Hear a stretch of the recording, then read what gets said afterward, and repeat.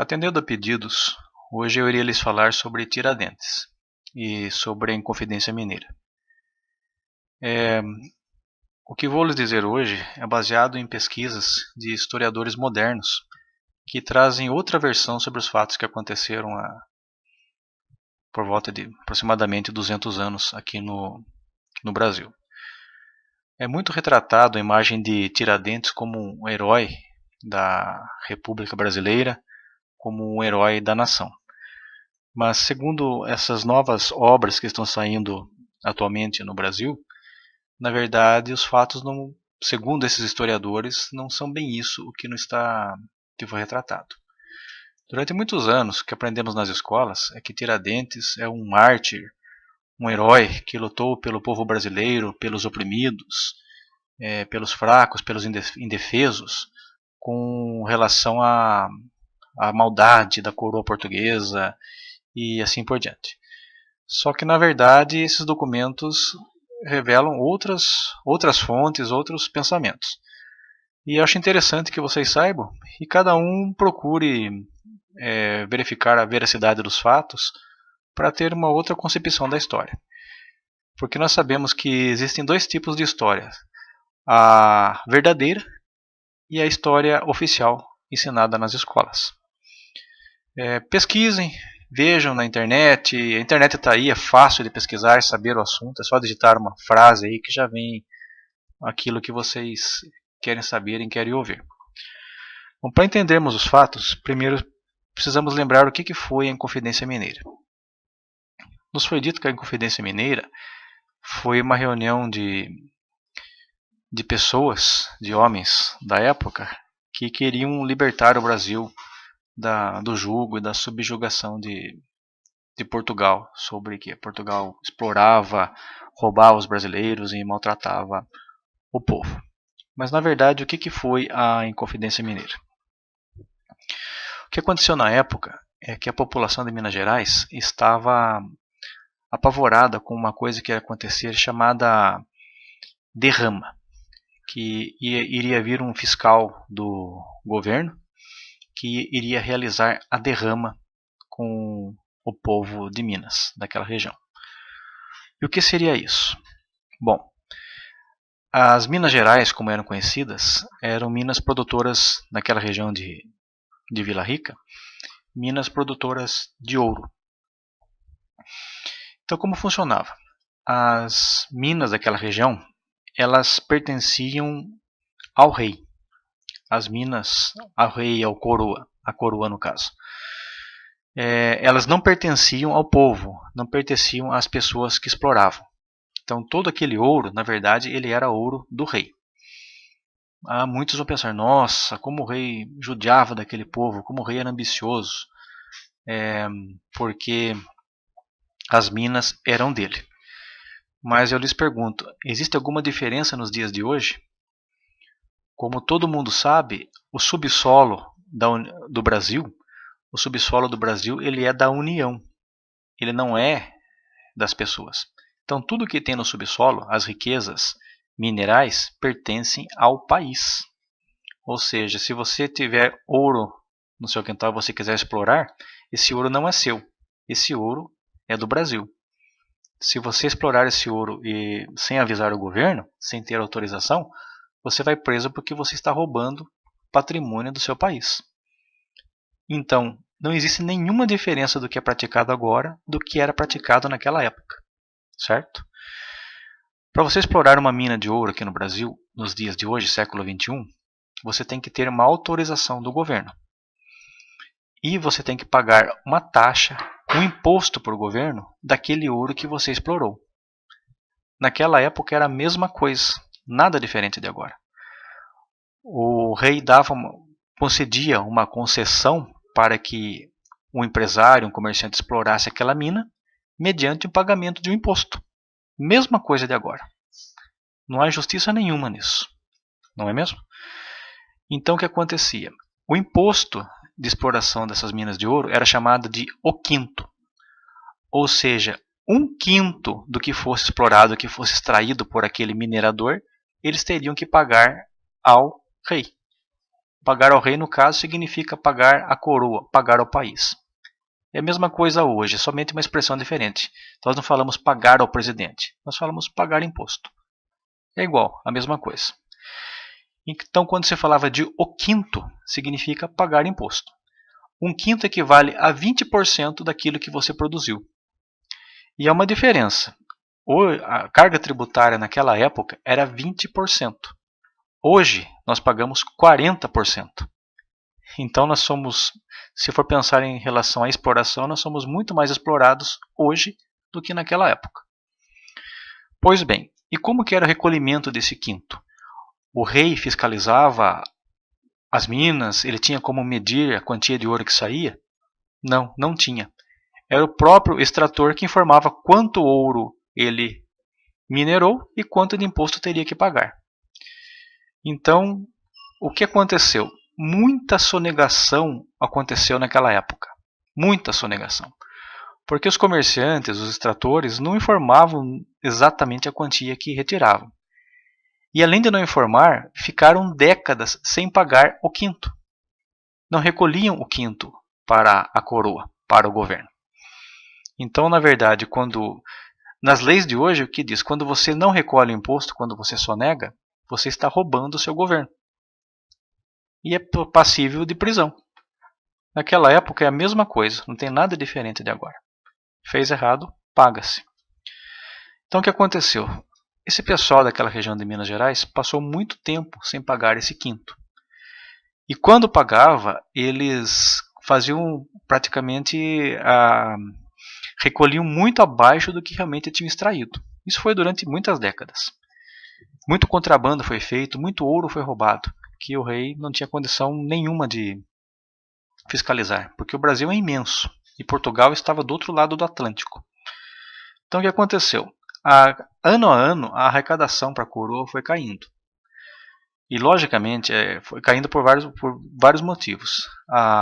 Pela sonegação, pelo contrabando, e também que as minas foram se esgotando, não é? Então, chegou uma época, no início daquele século, o governo tentou fazer uma derrama.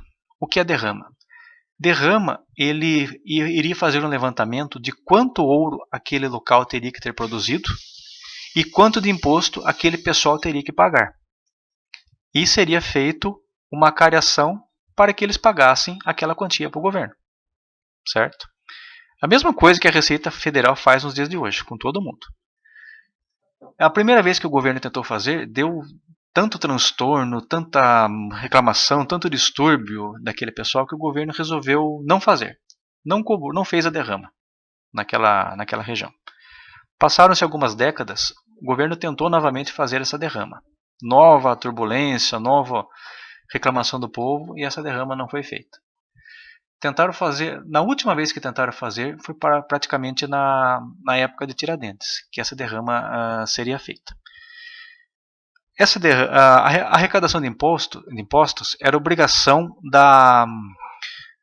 não era da província, da vila, da cidade, daquela região, a arrecadação daquele imposto, ou seja, do cargo correspondente a prefeito, a juízes, enfim, aquele pessoal que tinha autoridade. Então era obrigação daquela região arrecadar. Então o quinto seria assim, seria levantado tudo de imposto que aquela região devia para o governo e aquela dívida seria rateada entre todos os habitantes daquele local. E é assim que funcionava a lei da época. Ou seja, aquela região que devia imposto. Então, aquelas pessoas que se usufruíram, porque, segundo a concepção administrativa da época, toda aquela região, todo aquele povo, todas aquelas cidades em torno daquela província, usufruíram dos lucros daquela extração de minério. Então, todos foram beneficiados daquilo. Então, muita gente tinha imposto para pagar. Então, a dívida seria rateada entre todos. Então, durante quase um século de dívidas, essa dívida acabou se tornando enorme, não é? Só que começou a ter muito boato, começou a crescer um grande trauma entre o povo, que muitos, quando começaram a fazer o levantamento de qual seria a dívida daquela cidade, cada pessoa que passava para outra que a dívida custava tantos mil réis, aumentava uma quantia maior.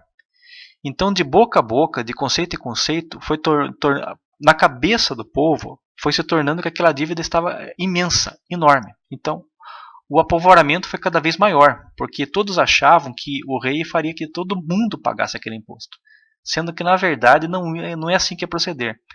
A dívida que estava sendo apurada pela coroa não era tão grande como o povo falava e não seria distribuído igual para todos, seria de acordo com a capacidade de cada um. Mas, assim como nos dias de hoje a população aumenta e deturpa muito do que é dito, e muitos poderosos se aproveitam disso, vemos muito disso na internet, um boato que é colocado, ou a própria reportagem coloca um boato, solta um boato dessa maneira, para alguém se favorecer. Na época foi a mesma coisa. Então acabou se tornando uma grande histeria sobre essa cobrança que iria ser feita. E ela nem tinha sido feita ainda, nem tinha sido praticada. Então o que aconteceu? Haviam pessoas que tinham interesse em derrubar o governo e formar um novo país, certo? Esses caras eram os chamados, que conhecemos hoje como inconfidentes mineiros. Então, o que esse pessoal fez? Eles aproveitaram daquele momento de histeria, de medo da população, que eles queriam realizar uma revolta. Ou seja, eles queriam dar um golpe para derrubar o governo, separar aquela região do país e se tornarem senhores daquela região. Proclamar ali uma república. Mas eles não queriam libertar o Brasil inteiro de Portugal. Era somente aquela região, e nem toda Minas Gerais, somente aquela região de Minas Gerais. Certo? Isso que foi a Inconfidência Mineira. Muitos dizem que a Inconfidência Mineira é porque o povo está sendo oprimido, o povo queria se libertar do reino de Portugal e realizou aquela rebelião. Na verdade não foi não. O povo não teve participação nenhuma. Foi uma pequena elite, um pequeno grupo que estava ali, que viu uma oportunidade daquele medo, aquele pavor da população para poder organizar uma rebelião e com a esperança que o povo aderisse a essa rebelião. Esse é o palco, esse é o início da Inconfidência Mineira que eu quero passar para vocês. Vamos adiantar um pouco mais alguns séculos para frente agora. Com relação a Tiradentes. Como surgiu a história de Tiradentes? Hoje, no século XXI, na República, nós temos como a imagem de Tiradentes como um grande líder dessa rebelião, dessa Inconfidência Mineira. Um grande mártir, ou seja, a pessoa que foi perseguida e foi morta e enforcado e tudo mais porque isso aconteceu. Mas segundo alguns historiadores, dentre eles um historiador carioca, o nome dele era, deixa eu ver aqui, o historiador carioca Marcos Correia, Tiradentes nunca foi líder da rebelião e, segundo ele também, Tiradentes nunca morreu enforcado. Eu já vou lhe dizer o que é o teor deles. Mas antes de explicar isso aqui, e antes de voltar na história da Inconfidência, vou lhes dizer como que surgiu essa história, esse mito do herói Tiradentes. O Tiradentes nunca foi herói e nunca foi líder da rebelião. O Tiradentes foi um herói inventado.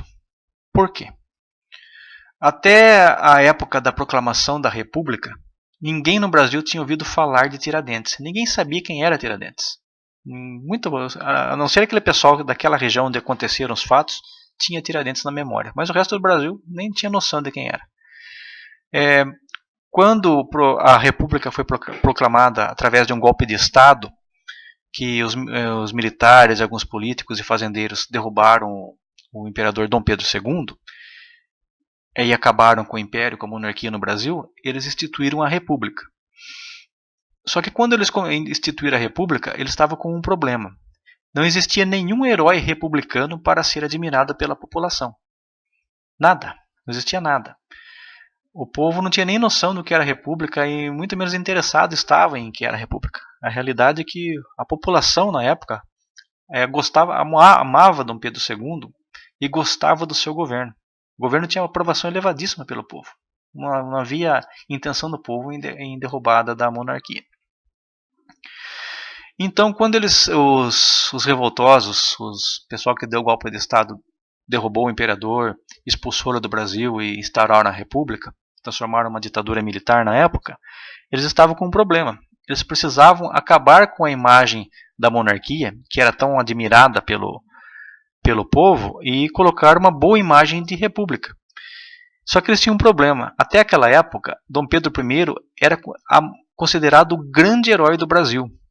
O grande herói, como o libertador do Brasil, que tinha transformado, dado a independência do Brasil, transformado o nosso Brasil num país, numa nação. Então ele era muito forte isso no Brasil, essa imagem de herói. Por toda parte tinha estátuas de Dom Pedro I, quadros, gravuras, poesias, enfim, livros falando sobre ele.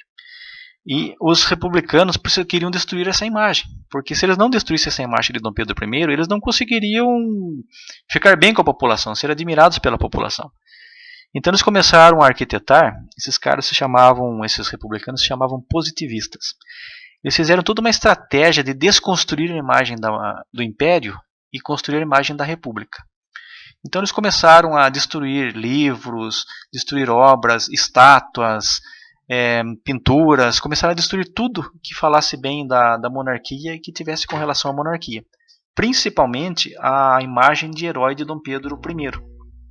E em seu lugar, eles começaram a introduzir, a mudar muitos livros, inclusive a proibir que se falasse bem de Dom Pedro I, Dom Pedro II e Dom João VI, os nossos 3 reis que tivemos no período.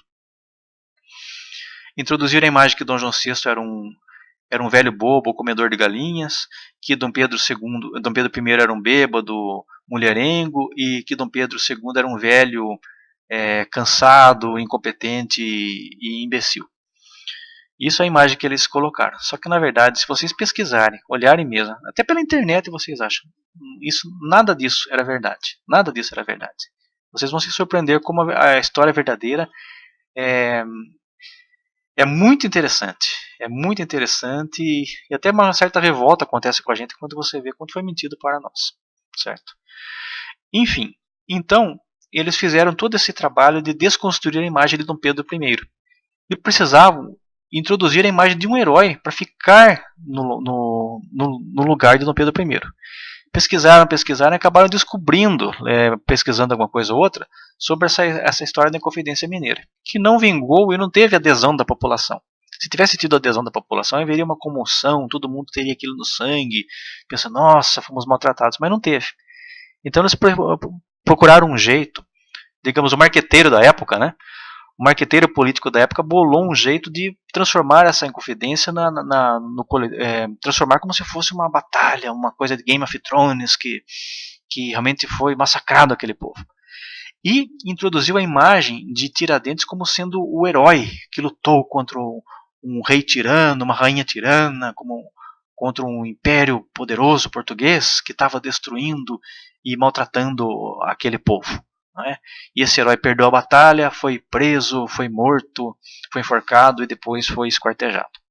Foi essa imagem que eles colocaram. E começaram a escrever livros, fazendo pinturas. Nas pinturas colocaram lá Tiradentes com cabelo comprido e barba comprida, para aproximar a imagem dele de Jesus Cristo, né? Para deixar todo aquele mito de um herói injustiçado e martirizado. Construir essa imagem. Construir bandeiras, mudar a bandeira do Império, colocar a bandeira da República, aquela bolinha no centro escrito Ordem e Progresso, que na verdade Ordem e Progresso é um mantra da seita positivista, se não me engano fala mais ou menos assim, amor por ordem, progresso por fim, uma coisa assim. Procure na internet que vocês vão ver. Mudaram a bandeira, mudaram o hino, tiraram o hino da independência, o hino nacional na época era o hino da independência, eles tiraram esse hino, colocaram o hino nacional, que, por incrível que pareça, o hino nacional tinha que falar de Dom Pedro I, da proclamação da independência, porque isso estava forte no brasileiro. É um hino bonito, maravilhoso, mas fala mais do heroísmo de Dom Pedro I, o brado retumbante, braço forte no Ipiranga, né? Lembra tudo isso de Dom Pedro I. Enfim, eles deram uma aliviada, mas não puderam mexer muito nessa imagem do Pedro I. Nesse sentido. Desculpe, mexeram bastante, mas muita coisa eles não conseguiram tirar, teve que ficar. Enfim, eles foram construindo essa imagem de Tiradentes como sendo o grande herói, o grande Marte da Inconfidência, sendo que na verdade ele não foi, não foi mesmo. Porque existem documentos oficiais, existem várias versões extraoficiais e várias versões oficiais, mas que não são consideradas pelos historiadores da República, o pessoal que recebe verba, desde aquela época de 1889 até muito tempo recente.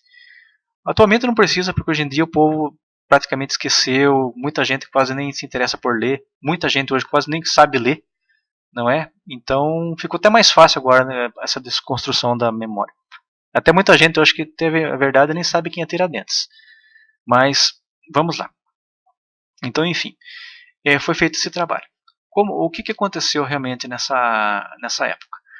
Vou pegar um pouquinho aqui sobre o que falou o historiador Marcos Correia. Ele deu uma entrevista na Folha há um tempo atrás, que ele disse assim, que a reportagem da Folha dizia assim: o historiador carioca Marcos Correia, que há 4 décadas vem procurando comprovar a suspeita de que Tiradentes não morreu enforcado em 21 de abril de 1792. A desconfiança se deu em Lisboa em 1969, quando o pesquisador encontrou as fotocópias de listas de presença na Galeria da Assembleia Nacional Francesa, em 1793.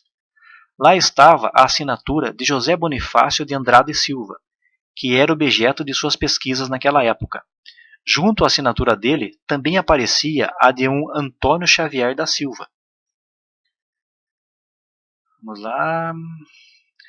Correia se formara em grafotecnia e, por acaso, tinha estudado muito a assinatura de Joaquim José da Silva Xavier, o Tiradentes. Com o auxílio do amigo português e professor Rodrigues Lapa, Correia confrontou as assinaturas de Antônio e Joaquim José. A semelhança era impressionante. A partir dali, começou a sua busca da verdade sobre Tiradentes, que ele espera ver publicado em livro em breve. Era um dos poucos inconfidentes que não tinha família. Tinha apenas uma filha ilegítima e traçava planos para casar-se com a sobrinha de um padre chamado Rolim por motivos econômicos. Sem família e sem dinheiro, querendo abocanhar as riquezas do padre, ele era então, de todo o grupo dos inconfidentes, aquele considerado como uma codorna no chão, o mais frágil dos inconfidentes. Era o de menor preparo cultural e poucos amigos. Portanto, a melhor escolha para desempenhar o papel de um bode expiatório, que livraria da morte os verdadeiros chefes. E foi assim que foi armada a traição, em 15 de março de 1789, com o Silvério dos Reis indo ao palácio do governador e denunciando Tiradentes. Ele foi preso no Rio de Janeiro, na cadeia velha, e seu julgamento prolongou-se por 2 anos. Durante todo o processo, ele admitiu voluntariamente ser o líder do movimento, porque tinha a promessa que livrariam a sua cabeça na hipótese de uma condenação por pena de morte.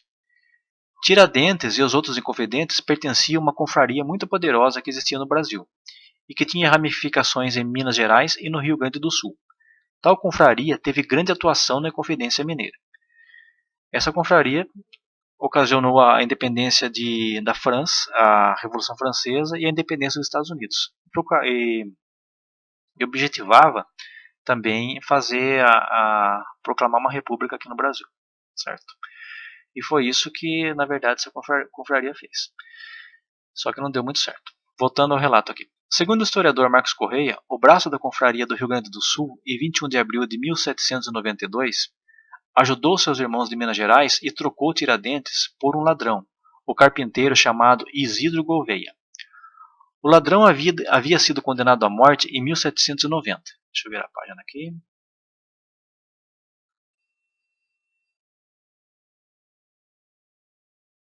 Só um pouquinho. Tá duro de ler aqui, vamos lá.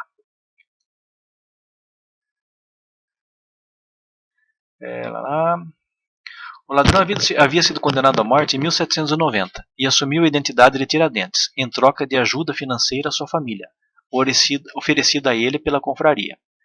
Gouveia foi conduzido ao cadafalso para o enforcamento, e testemunhas que presenciaram a sua morte se diziam surpresas, porque ele aparentava ter bem menos que seus 45 anos. No livro de 1811, de autoria de Hipólito da Costa, Narrativa da Perseguição, é documentada a diferença física de Tiradentes com o que foi executado em 21 de abril de 1792. O escritor Martim Francisco Ribeiro de Andrada III escreveu no livro Contribuindo, de 1921, escreveu o seguinte: ninguém por ocasião do suplício lhe viu o rosto, e até hoje se discute se ele era feio ou bonito. Ou seja, tem livros que relatam que uns que não viram o rosto, outro que estava diferente, parece que não tinha 45 anos, né? O corpo do ladrão Gouveia foi esquartejado e os pedaços espalhados pela estrada até Vila Rica, Minas Gerais, cidade onde o movimento se desenvolveu. A cabeça não foi encontrada, uma vez que sumiram com ela para não ser descoberta a farsa. Ainda segundo os relatos do historiador, Tiradentes teria sido embarcado incógnito com a ajuda dos confrades na nau Golfinho em agosto de 1792, com destino a Lisboa. Junto com Tiradentes, seguiu sua namorada, conhecida como Perpétua Mineira, e os filhos do ladrão morto Isidro Gouveia. Em uma carta que foi encontrada na Torre do Tombo, em Lisboa, existe a narração do autor, desembargador Simão Sardinha, na qual diz ter se encontrado na Rua do Ouro, em dezembro do ano de 1792, com alguém muito parecido com Tiradentes, a quem conheceram no Brasil, e que ao reconhecê-lo, saiu correndo. Enfim, é um outro relato, mas é interessante. E não é só esse relato, tem outros relatos que dizem que no momento que ele foi enforcado, a corda se arrebentou, caiu no chão, e todos os seus amigos entraram, correram para acudir, foi aquele rebuliço danado. E daí quando voltou, estava uma outra pessoa diferente, inclusive com a barba raspada, cabelo raspado. Quando você raspa a cabeça, raspa a sobrancelha, barba e tudo mais, o rosto fica diferente. E acabou, parece que, segundo esse outro relato do historiador, a pessoa enforcada não foi Tiradentes, foi outro. E ele saiu disfarçado no meio do povo. É uma história de filme, mas uma coisa interessante que vale a pena se aprofundar no assunto. Enfim, há discordâncias que ele foi enforcado ou não. Não estou aqui para fazer a cabeça de ninguém, mas estou contando esses outros relatos. De qualquer forma, se ele foi enforcado ou não, a realidade é que ele não era o líder da rebelião. Não era. Porque ele era o mais baixo de toda aquela categoria. Ele era pobre, tinha pouca instrução, tinha pouca influência. Imagine o seguinte: se homens poderosos, que eram os outros inconfidentes, todos aqueles homens presos, eram homens poderosos, homens ricos, homens de grande influência, jamais iam se submeter à liderança de alguém de baixa envergadura. Isso é impossível de acontecer. Na verdade, ele foi feito de bode expiatório. Se ele foi vitimado, foi injustiçado por alguém, foi por seus companheiros, que colocaram como sendo ele como líder da rebelião. E todos os outros foram inocentados. Ele é o único que foi condenado. Por quê? Porque ele assumiu a culpa. Havia indícios que haviam pessoas que eram a rebelião, que foi passado para o governo, mas não haviam provas, certo? Então é igual a Lava Jato. Quando o cara assume, ele é condenado, acabou. Mas se o cara bater o pé e negar que não é o culpado, é difícil a justiça culpar alguém. Então ele foi condenado porque ele assumiu a culpa, certo? Voltemos então à Inconfidência. Então como que se deu? Esses inconfidentes, eles estavam planejando uma derrubada. Eles queriam objetivar tornar aquela região de Minas Gerais uma república. Somente aquela região. Eles não queriam tornar o Brasil independente de Portugal. Enfim, e também eles não objetivavam a libertação dos escravos. Eles queriam tornar aquele lugar uma república. Eles seriam os líderes dessa república. E o povo continuaria sendo pobre, continuaria trabalhando para eles, e os escravos continuariam servindo. Não seria dado liberdade para ninguém. Tanto que essa rebelião, essa Inconfidência Mineira, nem chegou a se tornar uma rebelião. Não teve nem a participação do povo, nem foi idealizada pelo povo. A população mesmo nem sabia o que estava acontecendo. Estava assim apavorada com a tal cobrança dos impostos, certo? Uma coisa mistificada que temos que deixar longe disso. É que dizer que Portugal roubou o Brasil. Roubou o ouro, roubou as madeiras, roubou não sei quem. Eu digo roubou por quê? Se eu pergunto para vocês, tem os Estados Unidos e tem o Alasca. Os Estados Unidos, todo o petróleo do Alasca é bombeado do Alasca para os Estados Unidos. Os Estados Unidos está roubando o Alasca? Eles vão dizer, não, os Estados Unidos não está roubando o Alasca. Eu pergunto por quê? É porque o Alasca pertence aos Estados Unidos. Então eu falo a mesma coisa para vocês. Como que Portugal estaria roubando o Brasil se o Brasil pertencia a Portugal? É impossível você roubar você mesmo, certo? Então o Brasil fazia parte de Portugal, é tudo uma coisa só. Portugal não estava roubando, era dele. Portugal considerava o Brasil como um pedaço de Portugal. Essa que é a verdade. Mais para frente eu vou contar para vocês que o Brasil, segundo historiadores, o Brasil nunca foi colônia de Portugal. Juridicamente nunca foi. E tenho como provar isso, como passar para vocês. Mas isso é uma outra história. Enfim, voltando à Inconfidência. Esse pessoal que estava... Então, esses Inconfidentes, por que eles almejaram essa Inconfidência? Porque todos esses caras, esses poderosos, os líderes da Inconfidência, deviam fortunas para a coroa portuguesa. Porque nunca pagaram impostos, eram sonegadores. Eles roubaram o governo. Então eles estavam com medo da punição. Então,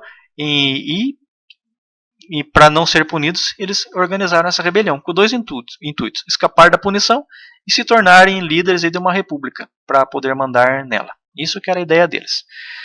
Muitos vão dizer, mas eles estavam no direito porque eles trabalharam muito, se eles roubaram eles iam ser punidos pelo rei. Eu digo para vocês, se você pensar assim, que esse pessoal que estava querendo fazer a rebelião porque não queriam pagar impostos, se você concordar com eles, você é contra a Lava Jato. Você é contra o juiz Sérgio Moro. Porque é a mesma coisa. O que esses inconfidentes fizeram na época é a mesma coisa que essa quadrilha hoje condenada pelo Sérgio Moro fez. Eles roubaram o governo, roubaram o povo, roubaram a nação. É a mesma coisa. É a mesma coisa. O pessoal de agora quer fugir da punição e aquele pessoal da época a mesma coisa. Só que aquele pessoal teve tempo de organizar uma rebelião. O daqui não teve. É tudo igual. Pensem nisso. Então o que aconteceu? Essa rebelião, ela não vingou. Por quê? Quando eles achavam que o povo ia aderir à rebelião, ia ter a revolta contra os portugueses, o que aconteceu? O governador português que foi nomeado para ser governador do Brasil, quando ele chegou em Minas Gerais, ele se deu conta de todo o apavoramento da população. Comitivas foram falar até ele para que perdoasse a dívida e não cobrasse, porque a população não teria como pagar aquela dívida. Então o que aconteceu? O governo português suspendeu temporariamente aquela cobrança da derrama. Ela não foi feita. Ninguém pagou. Então, pelo fato de ninguém ter precisado pagar, por que o povo ia se rebelar? Houve o perdão? Como que é? Então a rebelião caiu por terra. Mas chegou aos ouvidos do governador a notícia dessa inconfidência, que estava sendo tramado algo contra a coroa. E, logicamente, ele tomou o procedimento de apurar o que estava acontecendo. E daí foi o que nós vimos que foi. Todo esse pessoal foi preso, que foi feito denúncias e tudo mais, mas o pessoal que foi preso era gente de muita importância dentro do governo brasileiro. Digo brasileiro porque morava no Brasil, mas na verdade era tudo Portugal. Portugal do outro lado, Portugal aqui, era tudo Portugal.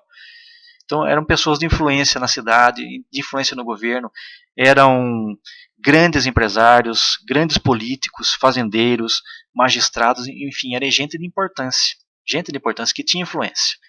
Então esse pessoal, os julgamentos foram se prolongando e foi dado tempo para a defesa, foi assegurado a defesa para os caras, puderam apresentar a defesa e tudo mais.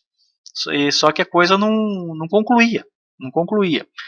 E daí os caras, agora fica aquela, ou eles ameaçaram Tiradentes, ou empurraram ele como bode expiatório, ou ele mesmo se ofereceu por nobreza, enfim, só Deus poderá nos dizer. Mas o que eu acredito é que realmente ele não era o líder. Ele não era o líder. O líder era, isso eu acredito pessoalmente. Mas espero que ninguém acredite, mas que pesquise e tire suas próprias conclusões. Mas o fato é que esta rebelião não objetivava libertar o Brasil todo de Portugal e não foi feita pelo povo. Não iria ser dado poder pelo povo, o povo ia continuar na mesma situação. A abolição de escravos não seria feita. E na verdade não foi herói nenhum, porque estava essa Inconfidência estava objetivando, digamos, como a palavra que eu vou dizer, estava objetivando oficializar um roubo, um delito, uma má prática. Isso não é heroísmo. Se você achar que essa prática deles era certa, você estava contra a Lava Jato e a favor dos roubos que aconteceram hoje. Não é verdade? Não estou fazendo demagogia aqui. Então quer dizer que não foi herói de nada e não teve heroísmo nisso aí e ninguém foi vitimado, não é? Se houve se foi vitimado pelos seus amigos de rebelião que colocaram ele nessa situação. Se foi enforcado ou não, se foi vítima, se foi por livre e espontânea vontade, o que foi, ou foi por medo, não sei. Isso, por enquanto, não temos condição de saber. Mas temos duas vertentes da história aí. Então, o que eu quero dizer foi isso, que essa imagem de herói que foi passada para nós não é verdadeira. Infelizmente não é verdadeira.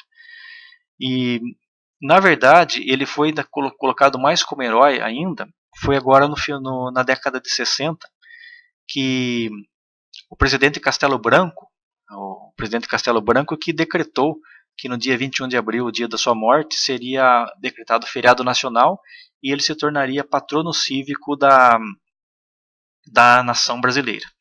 Então isso é coisa recente, do século XX. Até mesmo no século XIX não tinha tanta devoção por parte dele. É isso que eu tenho para passar para vocês. Procurem, pesquisem na internet e vejam que tem muita coisa aí que vocês podem pesquisar e vão ver que pode ser que seja verdade, pode ser que seja mentira, mas é bom vocês se situarem. E com relação ao quinto, que era o imposto que o pessoal pagava e tinha tanto medo, naquela época o quinto correspondia a 20% da arrecadação do Brasil. E hoje na República nós pagamos 40% de nossa arrecadação. Beleza? Um abraço para vocês e bom feriado para todos.